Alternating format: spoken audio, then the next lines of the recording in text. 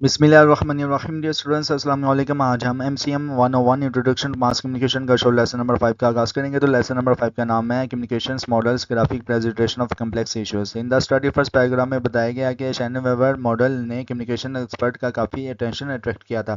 لیکن یاد رہے کہ شینن کا کام اصل میں انسانی میسج کا ایکسچینج کے حوالے سے کمیونیکیشنس ماڈل بنانا نہیں تھا. اور کیونکہ شینن کا جو زیادہ تر انجینئرنگ اور میکینکس پر فوکس کر رہے تھے، اور جس میں انہوں نے انکوڈر ڈیکوڈر جیسے ایلیمنٹس کو لاجیکلی طور پر ترتیب دیا تھا. یہ ماڈل ان کی طرف سے مطلب کہ شینن کی طرف سے ایک حد تک سکسیسفل تھا انجینئرنگ کی فیلڈ میں اور میکینکس کی فیلڈ میں.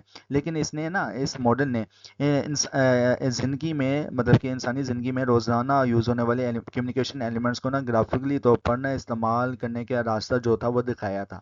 اس کے علاوہ دوسرے پیراگراف میں آپ کو شینن ویور ماڈل کی جو کمی ہے وہ بتائی گئی ہیں کہ شینن ویور ماڈل کا سب سے بڑا مسئلہ یہ تھا کہ اس میں میسج کا انٹرپریٹیشن یعنی کہ سمجھنے پر زیادہ فوکس نہیں تھا. تو شینن کے ویور ماڈل کی کمی یہ تھی کہ یہ میسج کو اچھی طرح سے سمجھا نہیں سکتا تھا. پیپر پوائنٹ آف ویو سے امپورٹنٹ ہے. اور کیونکہ اس ماڈل کے مطابق جو زیادہ تر جو انٹرسٹ تھا وہ میکینیکل ڈیکوڈنگ میں تھا، لیکن انسانی کمیونیکیشنز میں میسج کو سمجھنے اور اس کا مطلب حاصل کرنا ایک الگ پروسیس ہے. آج تک ایسا کوئی ڈیکوڈر نہیں بنایا گیا جو انسانی میسج کا مطلب بالکل ویسا ہی ڈیکوڈ کر سکے جیسا کہ سینڈر کا ارادہ ہے. اور لاسٹ پیراگراف میں بتایا گیا ہے کہ یہ بڑا گیپ کمیونیکیشنس کے ایکسپرٹ کے لیے یہ بڑا جو گیپ ہے کمیونیکیشن کے ایکسپرٹ کے لیے ایک مسئلہ بنا رہا ہے. اور اس کو اوور کم کرنے کے لیے شیرم اور روزگرٹ نے شینن ویور ماڈل کو ماڈیفائی کیا اور اس میں ڈیکوڈنگ اور فیڈ بیک کے ایلیمنٹس کو ایڈ کیا ہے، جس میں کمیونیکیشنس کا لوپ یا سرکل کے طور پر شو کیا گیا ہے. چلو اب تھوڑی دیر شیرم کے ماڈل پر آنے سے پہلے کمیونیکیشن ماڈلس کو ایک نیو اینگل سے ہم دیکھتے ہیں. ایڈوانٹیجز آف ماڈل کے کیا فائدے ہیں. نمبر 1 پہ ہے general should give general perspectives, مطلب کہ جنرل پرسپیکٹیو سے دینا چاہیے ماڈل کے اندر. ایک اچھا ماڈل ہمیں ایک جنرل پرسپیکٹیو سے پرووائڈ کرتا ہے یا جنرل پرسپیکٹیو سے ہمیں دیتا ہے، اور ہمیں اسپیسیفک کویشچنس اور آبزرویشنس کو انالائز کرنے کا موقع بھی دیتا ہے. جب سبجیکٹ میٹر کمپلیکس ہو جائے تو ماڈل بلڈنگ کا فائدہ اور بھی بڑھ جاتا ہے، کیونکہ یہ ہمیں را ڈیٹا کو سمجھنے اور آرڈر اور کوڈنس میں لانے میں مدد کرتا ہے. نمبر 2 پہ ہے شوڈ کلیئرفائی کمپلیکسٹی، مطلب کہ کمپلیکسٹی کو آسان کرنا چاہیے.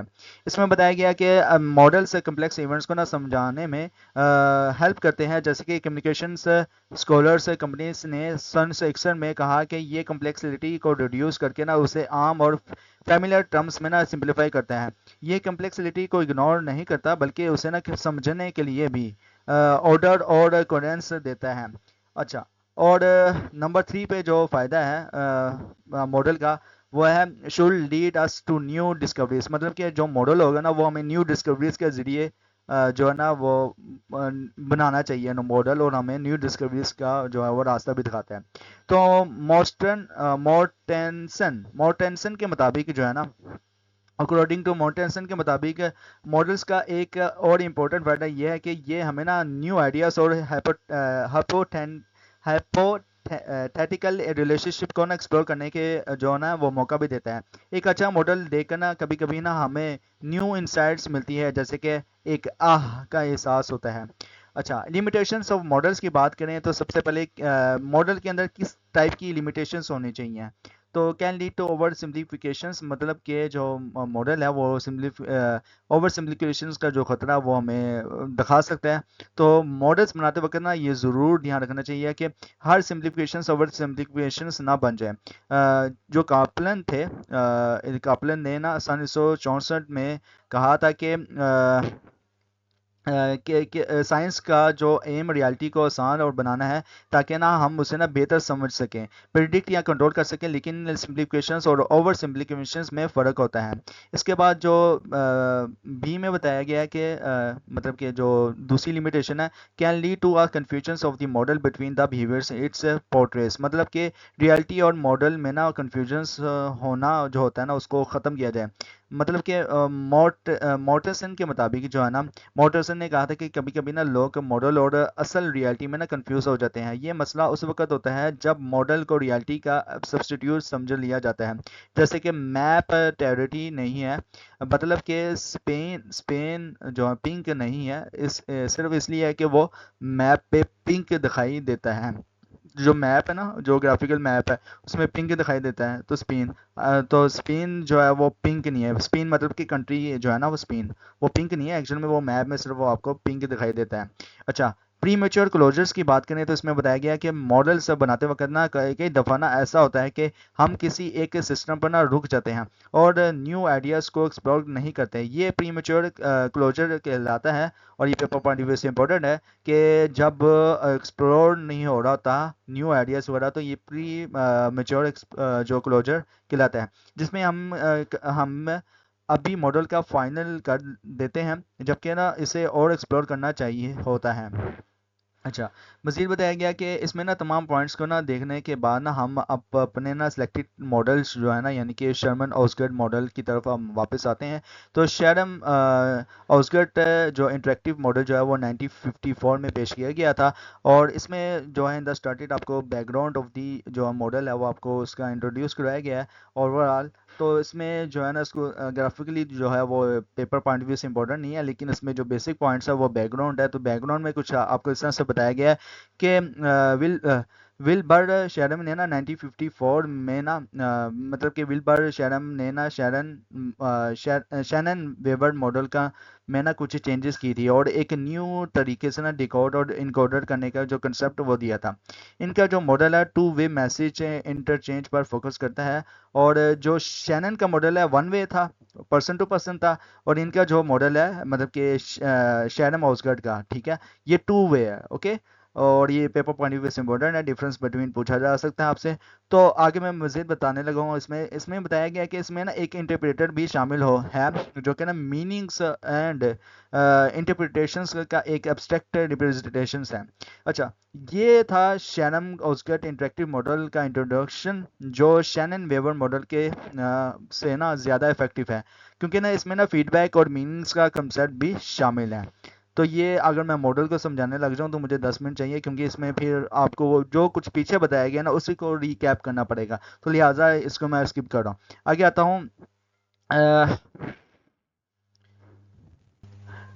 شیرم اوسگرڈ انٹریکٹیو ماڈلس کی جو اسٹرانگر پوائنٹس ہیں نا اس کی طرف میں آتا ہوں. دا اسٹرانگر پوائنٹس کی بات کریں تو سب سے پہلے جو ہے وہ فیلڈ آف ایکسپیرینس کے بارے میں بتایا گیا ہے. تو یہ ماڈلس ایک اور چیز جو ہے نا وہ یہ ماڈل جو ہے نا ایک اور چیز انٹروڈیوس کرتا ہے جو فیلڈ آف ایکسپیرینس کہلاتا ہے. یعنی ایک یہ یعنی وہ سائیکولوجیکل فریم آف ریفرنس ہے جو دو لوگوں کے درمیان ہو سکتے ہیں جب وہ کمیونیکیٹ کر رہے ہوتے ہیں. یہ وہ سوچ یا رویہ ہے جو ایک دوسرے کے لیے نا لوگ رکھتے ہیں جب وہ بات کرتے ہیں. Including the included feedback کی بات کریں تو اس میں بتایا گیا کہ کمیونیکیشنز میں نا فیڈ بیک بہت ضروری ہے، اور شرم نے نا یہ کنسیپٹ ایڈ کیا تھا. یعنی کمیونیکیشنز ٹو وے ہے اور فیڈ بیک کا کبھی دیر سے آنا بھی ہو سکتا ہے.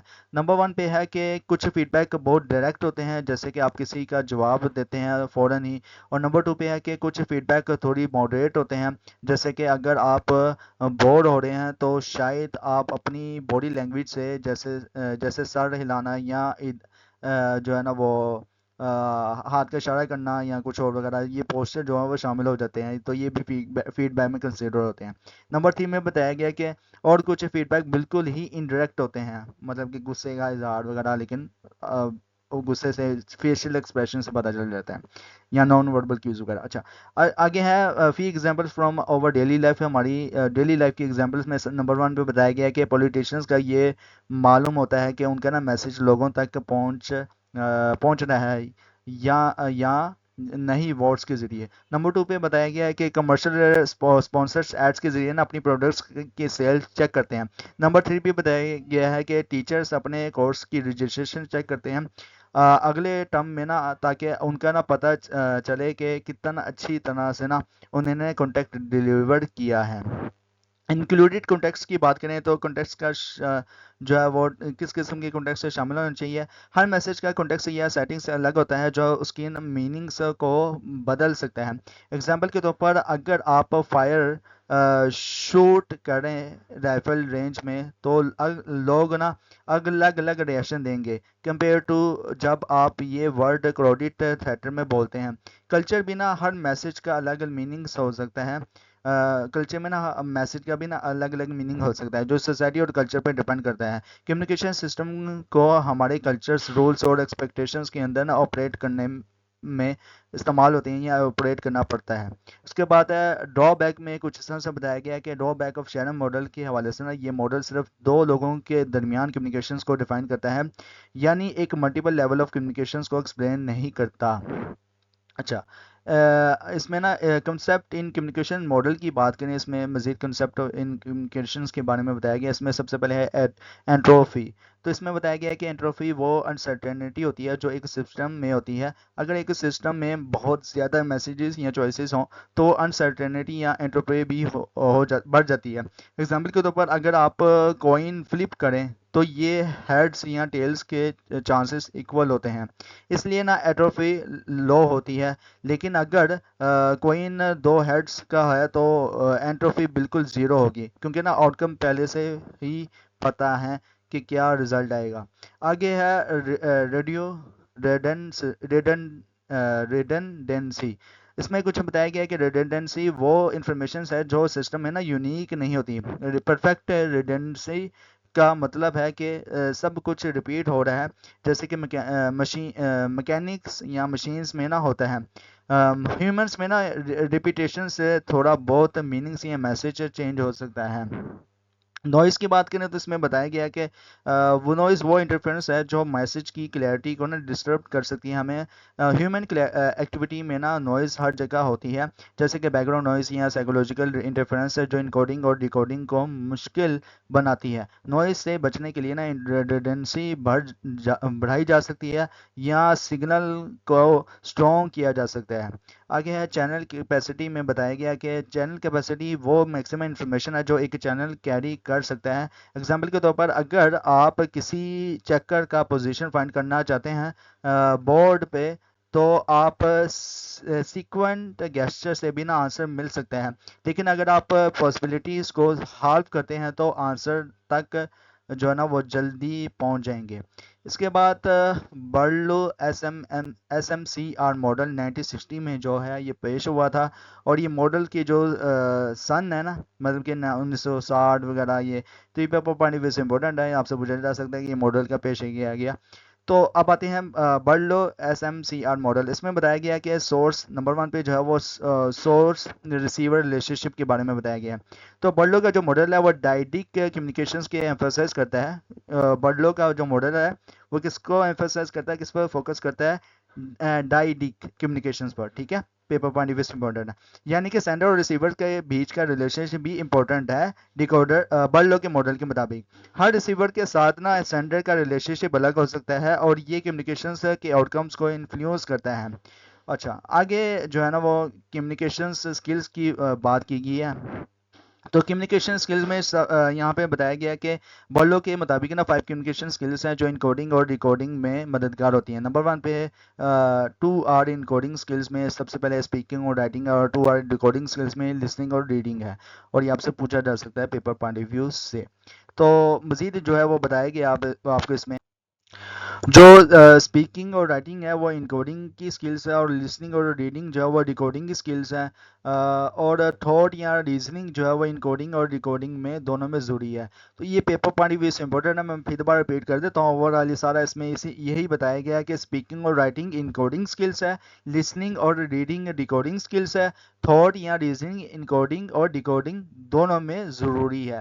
تو یہ پیپر پوائنٹ آف ویو سے امپورٹنٹ ہے. آپ سے پوچھا جا سکتا ہے ایم سی کیوز میں کہ اسپیکنگ اور رائٹنگ کون سی اسکلس ہے, انکوڈنگ ہے. لسننگ اور ریڈنگ کون سی اسکلس ہے, ڈیکوڈنگ ہے. تھاٹ اور ریزننگ انکوڈنگ جو ہے دونوں کس میں استعمال ہوتی ہے, انکوڈنگ اور ڈیکوڈنگ دونوں میں استعمال ہوتی ہے. عام طور پہ نا ہماری جو کمیونیکیشنس ہیں نا اسکلس ہماری ایبیلیٹی کو بھی افیکٹ کرتی ہیں کہ ہم اپنی بات کلیئر اور کریکٹ طریقے سے کنوے کر سکتے ہیں یا نہیں. تو یہ اب آپ کی جو ہے نا وہ آپ کی کیبلٹی پہ ڈپینڈ کرتا ہے, آپ کی کہ میرا لیکچر جو ہے وہ کس اینگل کے ساتھ آپ سمجھتے ہیں. تو اسٹوڈنٹس تو میری پوری کوشش ہوتی ہے کہ ہر ایک جو ہے وہ آپ کو اینگل کے ساتھ وہ لیکچر ایکسپلین کروں. آفٹر آل آپ کمنٹس بھی کر دیا کریں تاکہ میں آپ کے کمنٹس کا رسپانس کر دیا کروں.